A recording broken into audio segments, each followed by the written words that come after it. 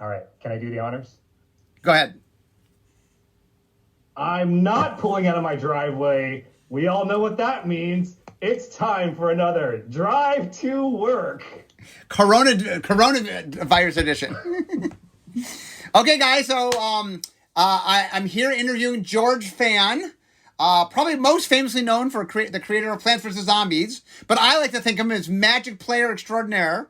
And George had a chance to work with us. We'll get into all of that. But anyway, that, by the way, is the first time I'm not the person to do the intro. You're the first person ever to do the intro. That's not me. So thanks for humoring me. We had to get like 780, 90 things in before that happened. But so okay. So George. So anyway. I always start these anyway, guys, I'm here with George Fan. So, George, let's start with the question I always start with, which is, how did you get into Magic? So this was back, let's see, I was in high school, and I was in an SAT prep class along with some friends of mine. We were all there. And, I had not heard of Magic, obviously. But I saw some people from another school in a corner of that class playing this game, and they were saying things like, I attack you with Shiv and Dragon. And I was like, I like to say I had a kind of like a radar for what looked fun and what, usually my radar is pretty on point. And I just from the aura of being in their presence, I could tell that game looked fun. And so with the same friends in my class that were from my school, we decided we were all going to buy, what were they called back then? They were the starter decks and booster packs. Okay, we bought some starter decks. I think we bought like one starter deck each. And at our next sleepover, we busted out these cards and we opened them. And it was so mysterious and like, what are these cards? And I'll always remember the first rare that I opened was Force of Nature.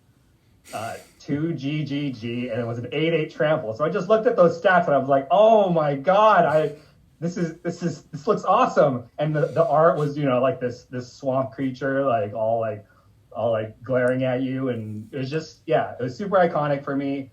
And from then on, I just love the color green. But anyway, we played these decks and we did our best to learn the rules. What edition was this? This was revised. Revised edition, yeah. And and then the way we played Magic back then was just we shuffled all the cards together and. Just one giant library? Yeah, there was no such thing as culling any colors or even any cards. We just had one giant library, and then a few. I think it was just the three of us that night, and we played, and it was a blast. And we got some of our other friends into it, and then I remember soon after that we had like a circle of, we were going around. This is like, it takes more time to get to your turn than any Commander game. We had like a circle of like eight or nine players, and we would just go around the circle and each take our turn. And then you could see who had spent more money on the game because their decks were like 100 cards big or 150 cards big. It was, no one had any inkling to kind of say like, oh, my deck would be more streamlined if I took any cards out. It was just whatever decks you bought, or you maybe you traded for some of them. And this was pre-internet, like at least pre-internet being like a real thing. And so, nobody could look up like, oh, this is what you're supposed to do. I like to think, at least in that group, I was the first person that was like, hey, remember how I mentioned I like green? So I was like, hey, wait, what if I just played only green cards? That would make it so like we would have, when I'm looking for my other mana, I wouldn't get mana screwed as much or color screwed. And so it was like an arms race. So once I scaled up, everyone was like, hey, that seems like a good thing to do. And then they all did it too. And then, those were, I wish, those moments could be captured more in games, like where these days it's a lot harder to do that. But when you're just exploring it and everything's super mysterious and no one really knows what to do nowadays, you could probably, for most things you can just easily find that information. And so, Yeah. yeah, it was a magical time back then. Yeah, the internet does. I mean, it's funny how you talk about the evolution of games. The environment you live in, very much of like, it's hard to have mystery when you can look up anything up at any moment. So it's very hard to have that. Yeah. I live to find those moments these days. A really quick tangent, but I played this. It was like a Legend of Zelda fan game, but it was so obscure that you couldn't look up anything on the internet about it. And so to find, I had to actually map out stuff on paper and everything, just like the old days. And so it was a cool experience. But anyway, we're talking about Magic here. Okay, so here's my first sort of interaction with you, although it wasn't a live interaction. It was just, I started playing Plants vs. Zombies. And I remember coming into work and saying, this person plays Magic. I played the game and I was watching like sort of the resource system. And I just came in and I go, I don't know this to be a fact, but I believe this person plays Magic. And we had this discussion because everybody was playing it. And we had this discussion of like, was there influence of Magic or not? I remember having this. And then I forget how it's, I read somewhere that you had said somewhere that you play Magic. I was like, I was right. He plays Magic. You were dead on, Mark. Yes, Plants vs. Zombies was very influenced by Magic, especially at an earlier stage. I was playing a lot of Magic at the time, and one of my ambitions was to kind of incorporate what I loved about Magic into this new game I was making. And that is, if you play Plants vs. Zombies, you'll know that each plant comes on a seed packet. And the reason they're on seed packets is because I originally wanted them to be on objects that you could imagine that would shuffle together. So as you can imagine a stack of seed packets and you could shuffle them. And I wanted that analogy to come through. So that's why actually they're on seed packets. The game ended up, for simplicity's sake, it ended up diverging a little bit from the original, more heavy, like a deck of cards metaphor. Mm-hmm. But you can tell that the remnants of it are there.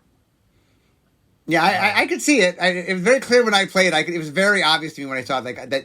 I could see a little bit of a Magic influence in the structure. So yeah, a quick aside. I wonder if your first interaction. Okay, so there was one game developers conference where Richard Garfield gave a talk. Yeah. And me being a fan, yeah, I ran up to him after the talk and I was like, "Can you sign my 2 cards?" One of them was Berserk, green mage through and through. Yeah. And the other one was this misprint healing salve that I thought was really hilarious, and I had him sign that too. So I had him sign 2 cards, but I also gave him. I was pitching my game at the time. Mm-hmm. So I gave him a flyer to my game, and it was a game where you run a fish tank. And aliens attack your fish tank, and there's a secret. The thing about this fish tank is that the fish poop money. So you click on the money, use that to buy more fish. Right. This is a sanitarium. Yeah, it's in Sanitarium, and he said he took that back to Wizards and got a good, got a lot of the Office playing. So I was wondering if that was maybe if you were part of that wave. And I remember them playing. I was not playing a lot of that at the time. When would that have been? What year would that have been? I'll say 2002 or 3. Yeah, I mean, so basically, my oldest was born in 2000. So like at that point, I was just, my life was very busy with family stuff, that was your main game. Yeah, so I mean, I was obviously at work. I would work, but like my free time at home was not. It was a little more filled up than it had been in my earlier days when off time work just meant I could play games. Yeah, but that was super gratifying. Like Richard said, he passed it around and people really dug it. And I don't remember the exact compliment, but he gave me a really thoughtful compliment about that game. And that was one of, my early, like, wow, this is like, I felt like I was doing the right thing. And so that was one of my early interactions with the people that make Magic. Okay, so here's my earliest memory of meeting you. I've done enough of interviews that I learned that sometimes my first memory is not their first memory, but here's my first memory of meeting you is you came to the office. you and a few friends came to the office and they asked me if I would give you a tour because I did a lot of tours back in the day. I still do. Well, we don't do tours anymore, but back when we did tours, I used to give a lot of tours. But anyway, they said we'd like to give a tour, and I was a fan of the game. I'm like, oh yeah, I definitely. So I showed you around the office. I remember that day. It's a day that is very special to me. I will always remember that, I think. And yeah, when I heard that Mark Rosewater would be giving the tour, I was like, oh my God, that's awesome. And I think at the time there was a little bit of like I think that was after Innistrad came out. Okay. And Innistrad had Grave Bramble. Oh, right. Yes. Plants vs. Zombies. Yeah. And so I think just the little pieces the seeds were getting sown into us working together. Yes. But yeah, that was cool. Yeah. Like, so for those that don't know, real quick, in Odyssey, we made a card called Grave Brambles, which was a plant that had protection from zombies. In Innistrad. In Innistrad, so not Odyssey, in Innistrad. Yeah. What happened was I had realized that zombies were in blue and black because that was the colors that had zombies, and that their shared enemy was green. And so just like it just lined up perfectly, the idea that the enemy of the zombie colors would have protection from zombies. And anyway, it just seemed too perfect not to do. So yeah, it was. Yeah, I have like 100 copies of that card. I mean, the funny thing is, I didn't know you were really into green. Ironically, I just was trying to make, it just lined up, and then it happened to be green, which obviously now knowing that even better. But yeah, so anyway, okay, so I gave you a tour, and then we kept in touch after that. I think we went out to dinner at GDC. I came to GDC and we went out to dinner. Yeah, we hung out at GDC 1 year. Yeah, and anyway, we at that point we sort of kept in contact with each other, and so the next part of our story is Great Designer Search 3 happened. Yep. And then so you contact. You can tell your side of the story. So what happened with Great Designer Search 3? So this was when I was in the middle of I was getting ready to ship my latest game. So really shouldn't be doing anything but that. But the idea of participating in the Great Designer Search seemed like so. I just had such. It seemed like so much fun to me that I was like, really, I really wanted to do it, but there were a few things in the fine print I read. For instance, if you worked at Wizards before, then you're not eligible for doing this. And I made a card with you with Wizards already. Oh, right. So Let's talk about that. So talk about the making of a card. We've skipped over that. Talk about the making of a card. So rewind.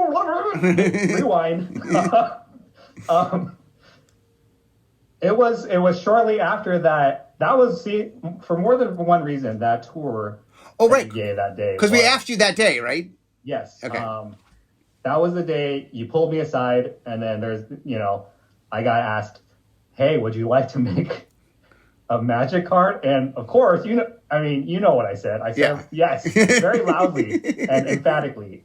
Yeah, it's as someone who's played and loved Magic for most of my life, it was such a cool opportunity. Let me set up for the audience that doesn't know this.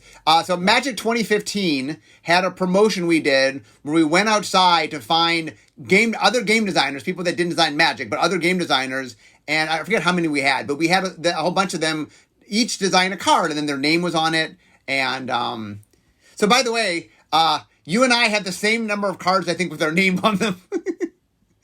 Because I did the art for looking at the DCI, which is the only Magic card that had my name on it. So, but so you're credited as the artist. I'm the artist. Yeah, I've never been credited as a designer in anything, even though I've made a few Magic cards. That was a rare. It didn't happen very often. Yes, it was special. Before that, right? Designers didn't. No, that was the first time we ever credited designers on cards.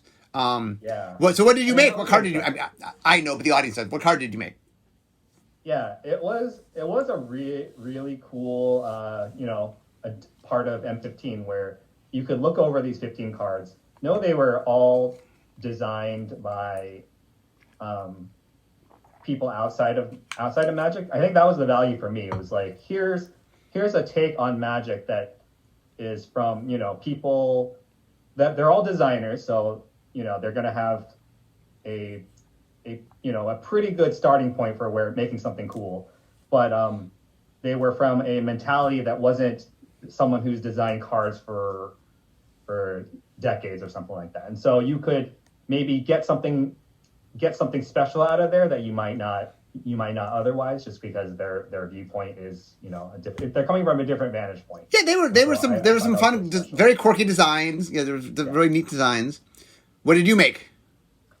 I made a card called Genesis Hydra. Like I keep going back to, it's a green. So I submitted 5 designs, one for each color, and I knew it was going to be a core set. So I tried to make, for the most part, they were like iconic creatures. There was like, I made an angel. I think I made a zombie. I didn't make a demon, but when it came to green, it had to be a Hydra, and I was inspired by Genesis Wave, and in general, I love mechanics like Cascade, because it is like a pleasant surprise. Like it's like a cool surprise. You don't know exactly what you're gonna get, but you're gonna get something good. And so I just channeled those 2 inspirations into making Genesis Hydra. That was my playtest name. That was the submitted name for it. I think originally it was a little bit of a simpler card. It was maybe more powerful too, maybe too powerful. It was 1G and X, and then it got any permanent, so it could actually get lands. Well, say what the card does. The audience might not know what the card does. Oh, okay, yeah. Genesis Hydra. X. GG. It's a creature. Plant Hydra. And as a quick aside, I didn't add the plant part at first. Some cool person did that, as I'm guessing is kind of an homage to what I do. Yeah. And then so when you cast Genesis Hydra, you look at the top X cards of your library for a non-land permanent of converted mana cost X or less. And so if you cast for 4, you could get anything 4 or less out of the next 4 cards. And then you take the rest of the cards and you put them on the bottom of your library. And then it comes with an XX creature, essentially, in the form, like all Hydras do. It comes into play with +1/+1 counters equal to how much you pay for it. Yeah. All right. And what was your response when that first came out? Like, what was it like having your first Magic card happen? I remember going to the M15, a local M15 pre-release, and I got to sign some cards there. That was amazing. I mean, really, it was a dream come true. Like it didn't happen like overnight, so I got to just live it up over the course of like maybe a couple of years. But it was a dream come true. I know that on my bucket list was, if I didn't think I could ever achieve it, but it would be to design one Magic card. And so. But your bucket list had more items in it. Yeah. Okay, so let's go back to the Great Designer Search 3. Okay. You were excited. So you thought it'd be fun to do. Real quickly, let me add in that you had contacted me because you wanted to make sure that you were allowed to enter it. Because you had done this one card, you're like, oh, does that? So I checked. No, you're fine, George. You can enter. Yeah. Yeah. And so, and you said,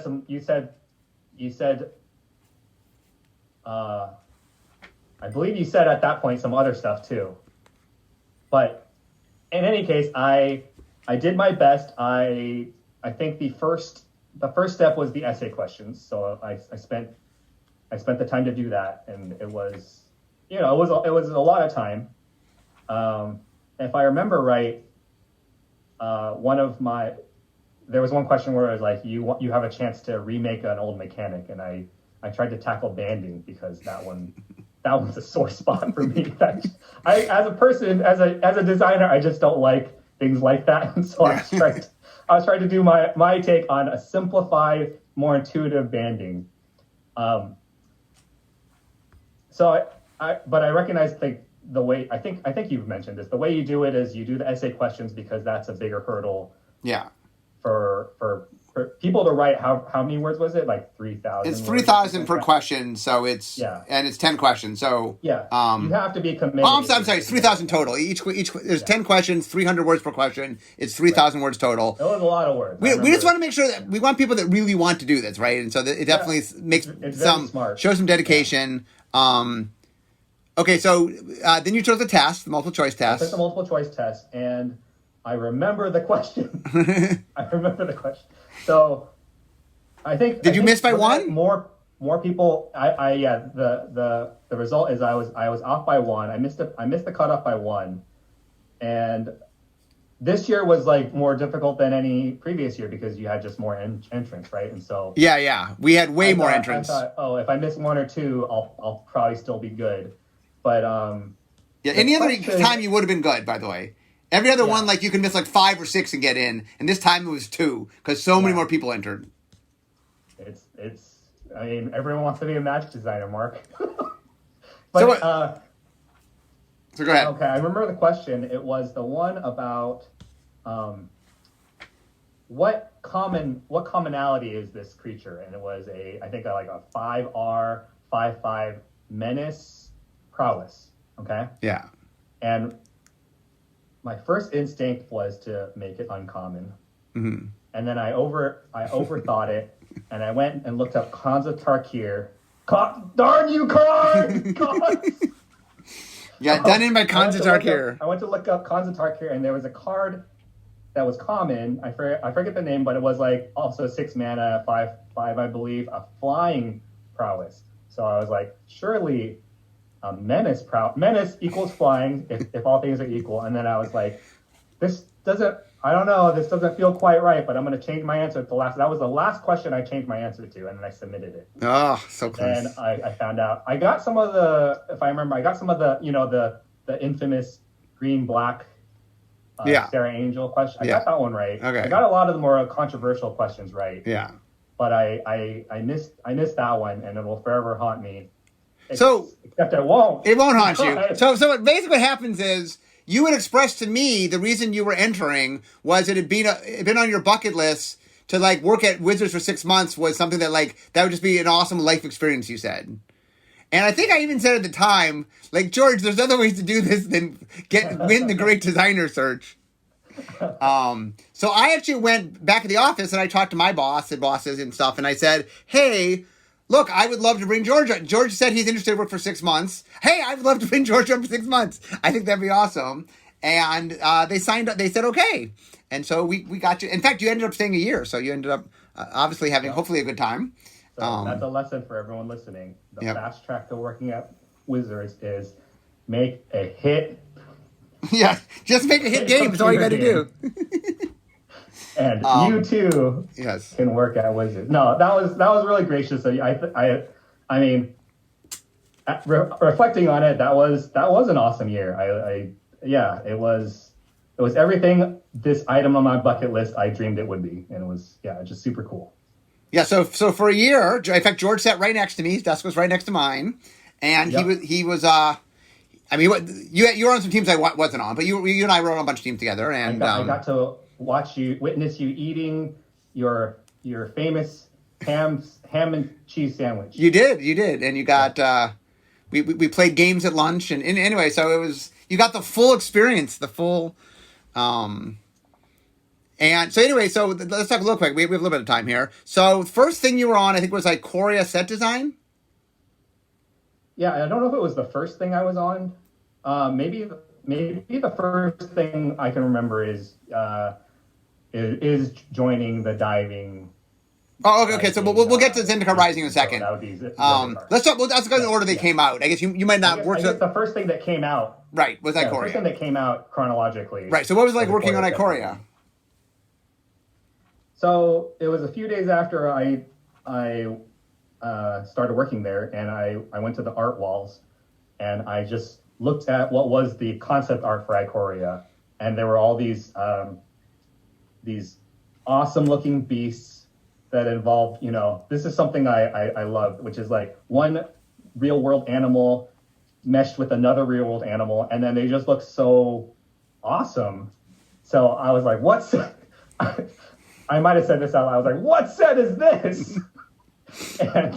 and you know, I was there to work kind of under your wing, and you're mostly the, you know, you're mostly vision and exploratory. Yeah. But I knew this set was in set design, and so I kind of just took the initiative, and I was like, I kind of I found out, you know, Dave Humphreys was the lead, and I just elbowed my way, and I'm like, I need to work on this set. It's just, it's so cool. It just really spoke to me. It was very me kind of a theme, and so I knew that if I could do anything, I would love to work on that set. So I made my way into set design, and ended up contributing to a few. I mean, I designed quite a few cards. Only a few of them made it to, you know, the very end. But for one of the ones was Dave needed a King Kong card, and so I submitted my design, and that a variation of that ended up being the final card. And then the other cool thing I got to do was I think in one of the meetings, it was a simple design. It was Forbidden Friendship, which was it makes a dinosaur token and a human token, and it was just the name is an homage to one of my favorite franchises, and so it was really special to get to work on that set.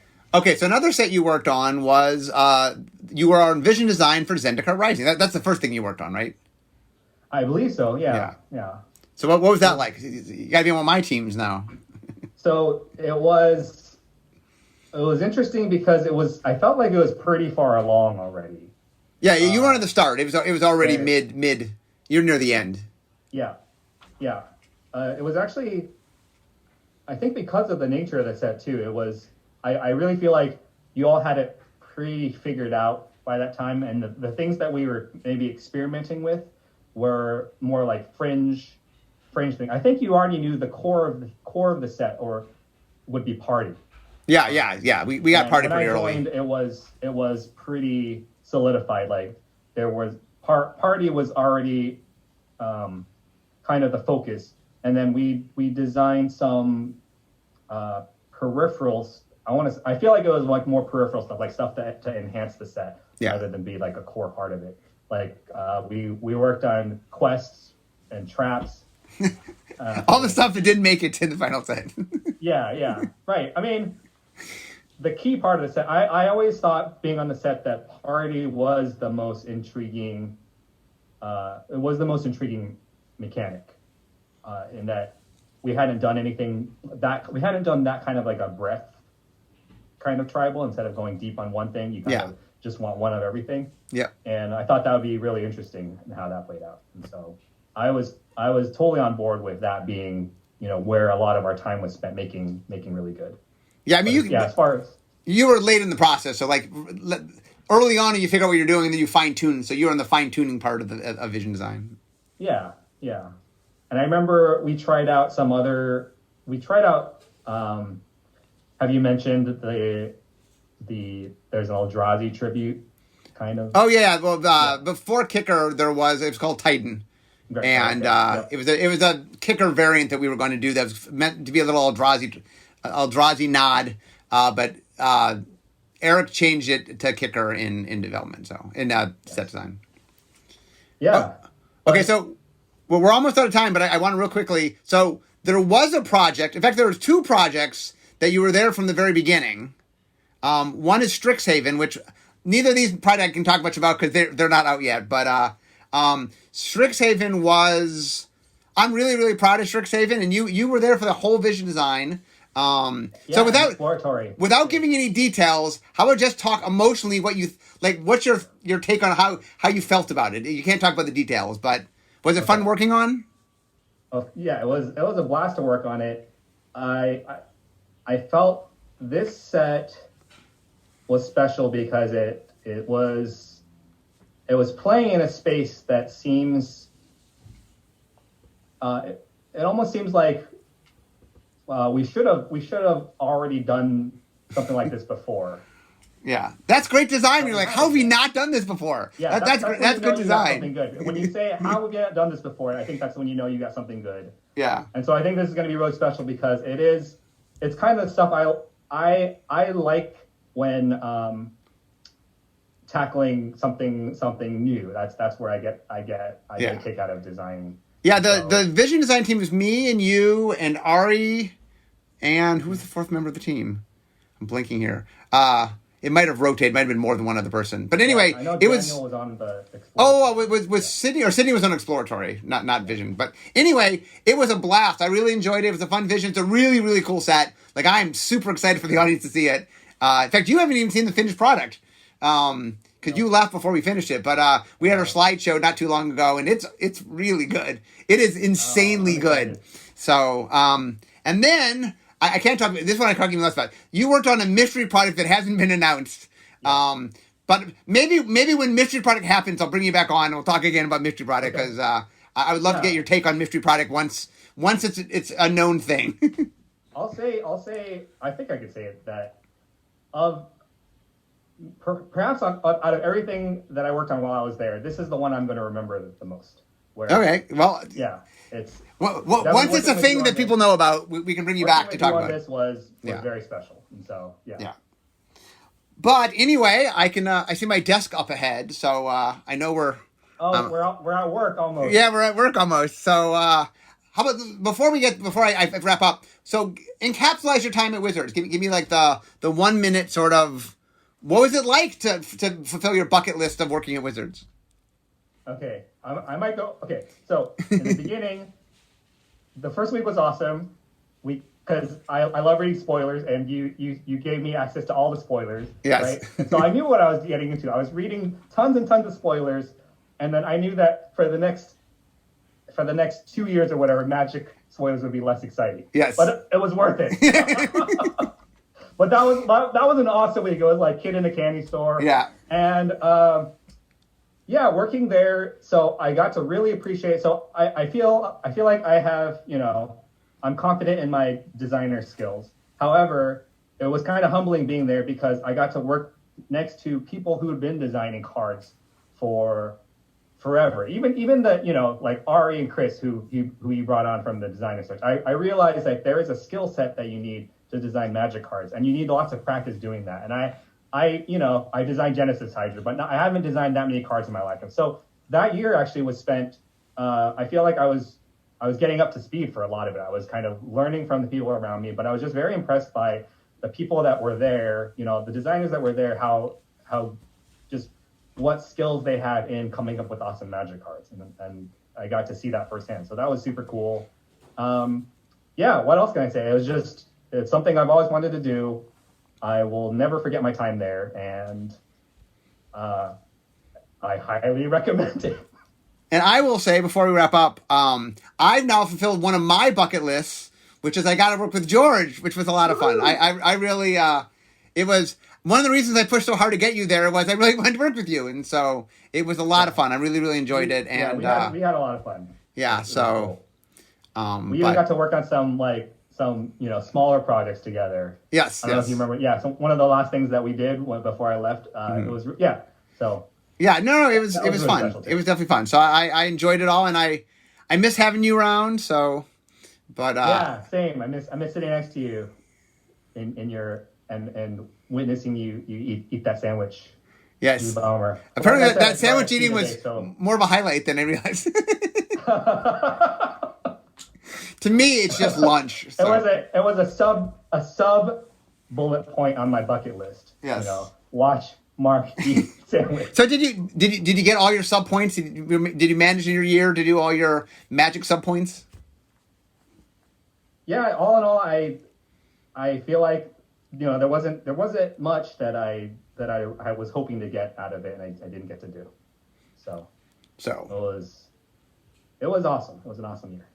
Well, anyway, with that, I now can clearly say I'm at my desk. So we all know what that means. I mean, this is the end of my drive to work. So instead of talking Magic, it's time for me to be making Magic. So thank you, George. This was a lot of fun. Obviously, I enjoyed having you next to me for a whole year, but it's also fun having you with me at least for a half an hour to talk about it. Yeah, so good to talk to you again, Mark. So anyway, guys, I want to thank George for being here, and I'll see all you next time. Bye-bye.